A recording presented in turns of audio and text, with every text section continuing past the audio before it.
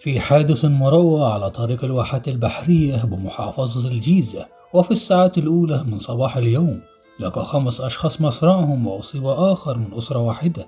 بداية وقوع الحادث عندما تلقت الأجهزة الأمنية في محافظة الجيزة بلاغا بشأن اشتعال حريق داخل إحدى السيارات الملاكي، وكان ذلك على طريق الواحات البحرية بالجيزة، وكان بداخلها 6 أفراد من أسرة واحدة.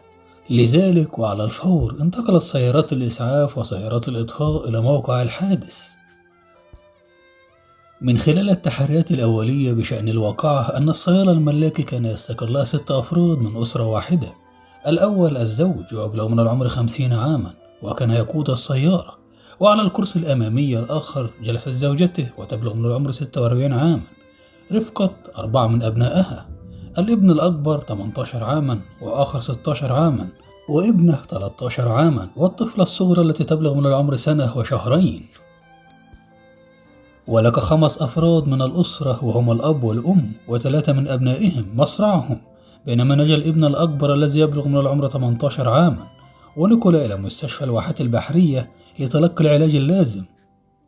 انتظروني في حلقة قادمة وإلى لقاء آخر إن شاء الله.